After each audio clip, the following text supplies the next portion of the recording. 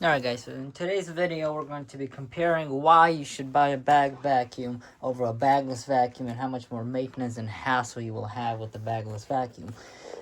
So we're going to start off with the pros and cons of a bag vacuum, which are pretty minor. You do have to buy bags. A pack of bags like these costs about between $8 and $12, and these will last you for about 2 to 4 months depending on how much you vacuum. Now, almost every time or every other time whenever you vacuum, you have to empty this bin. And you can see there's a lot of junk. And when you empty it, dust flies everywhere, as I'll demonstrate later.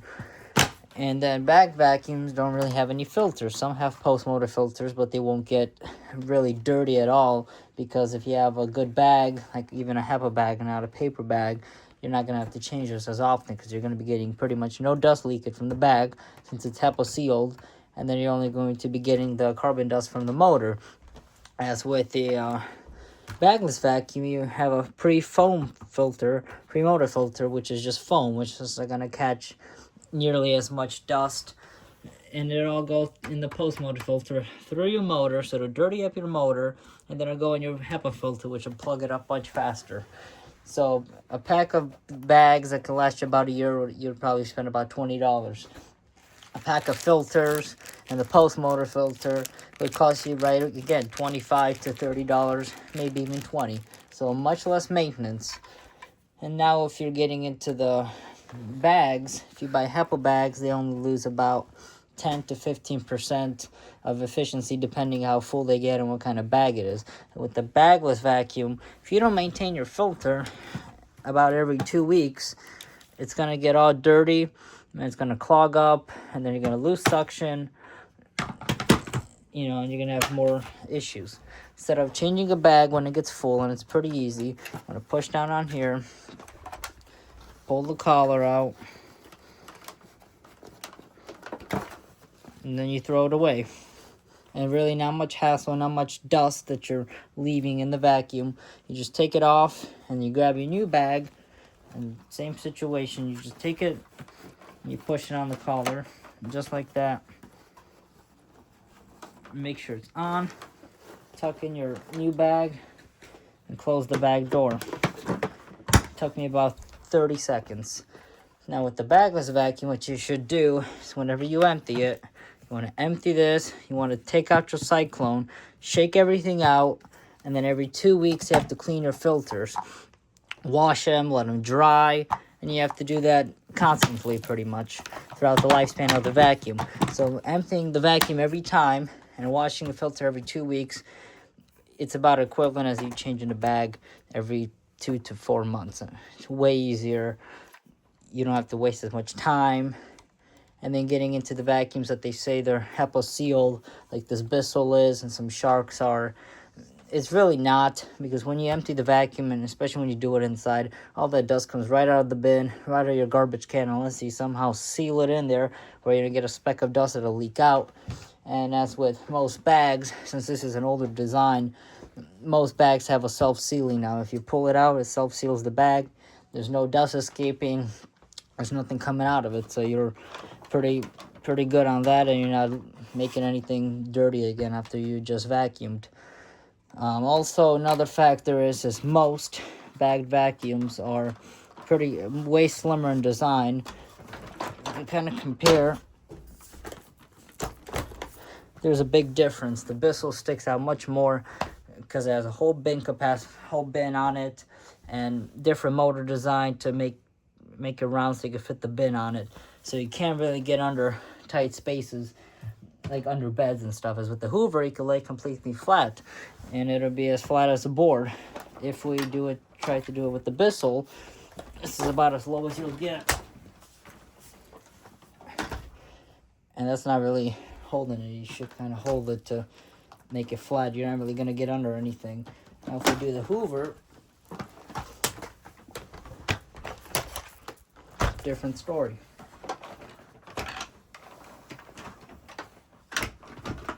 Lace as flat as a board. That'll clean right under all sorts of furniture, glide easily, much better. And And another thing with bagless vacuums is you have all this dirt and dust in your canister. So if you suck up anything wet or something, that'll get all mushy in your bin, and you should always clean it out. And if you don't, it's just going to look all gummy. As with the bag, you change it, you don't see anything. Another reason why to avoid bagless is you have cyclones on most vacuums. You should disassemble them, you should wash them, and rinse them out about every 2 to 3 months to not keep them from clogging up, and then your vacuum loses efficiency. With the bag vacuum, you don't have any of that. And going back to the vacuums again, how you want to clean under furniture, there's going to be some people that'll say that, you know, not all vacuums are flat. A Kirby is a pretty big vacuum, and you can't really get under most things as you would with one of these. But then again, they're limited. Most vacuums are pretty flat now. If you look at a lot of Bissols, like the 1739, that's again a slim design. You can fit right under things. If you take a Shark, a Bissol like this, they're much bigger and clunkier. So another reason why a bag machine would be better is because not all people, but there will be people that forget to put in their filters, like this one. When I found this machine by the crib, I had no filter, and there was so much dust in the motor that if it kept running like that, it would have screwed up all the bearings in there. And it's with the bag vacuum, most people will think or even look to see if there's a bag, or when they change it, they would probably remember or see that there's a bag in there. If they forget about the bag, the worst that'll happen is your vacuum will clog, and then you would declog it and it'd be back to normal. Also, longevity wise, a bag vacuum would probably have a longer lifespan than a bagless one, because you have an actual bag, and HEPA bag is always the best. I would put those in your vacuums. Yes, they're a little bit more expensive, but as they fill up, they won't lose efficiency all that much. A paper bag, if it gets about half full, it loses a lot of its efficiency and suction power. So you're better off paying the extra $2 to $10 and get yourself HEPA bags that you could fill up pretty much all the way and not lose any suction power or efficiency.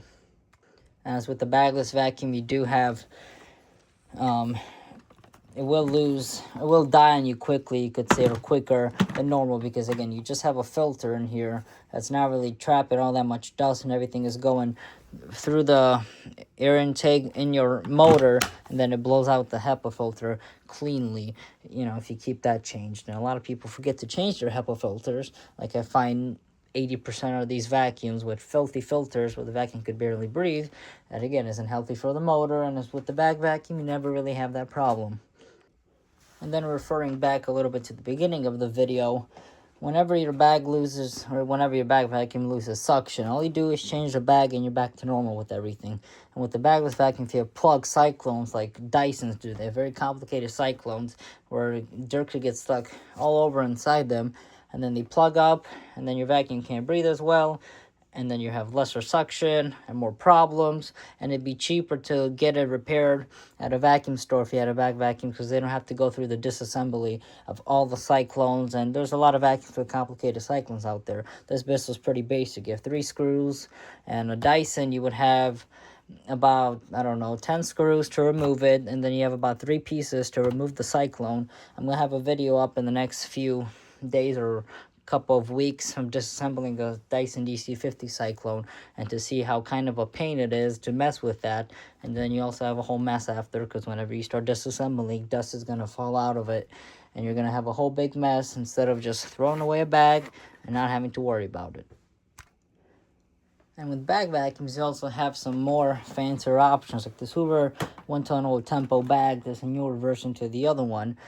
This one has a nice feature where you remove the bag, and then you press this red button, and the bag should slide out when it's full. This bag's brand new, so it's not going to do that, but you press it in, the bag just drops, you insert the new bag, you hear it click, and then you put it right back on after you tuck it in, and it clicks on automatically, so you don't really have to worry about trying to line the bag or worrying if it's got seated properly or not. And if you're doing commercial cleaning, and you have a little dirt bin just like this, and most dirt bins aren't really all that big. This is one of the bigger ones. There's no really other vacuums with bigger dirt bins. Maybe there's a couple out there, but if again, one of the direct air bag vacuums like a Sanitar or a Recaro like this, you could see this has a huge bag that you could fill it up to here, and you could really puff out the bag like a pillow. And this is also good in commercial cleaning. If you're cleaning and instead of filling up, when you fill up your bin, you don't have to empty it and stop. You could fill up a load's worth of dirt in this vacuum bag and not have to worry about it. And bags are pretty cheap depending if you buy paper or HEPA bags in your machines. And on direct air machines, their bags, you don't have any filters to worry about, because there's only the only one filter you have is your bag. So I hope this video has made you guys an informative decision to what you guys should buy over what. If you guys have any questions, please feel free to comment and like, comment, subscribe, and I'll see you in the next one. Peace.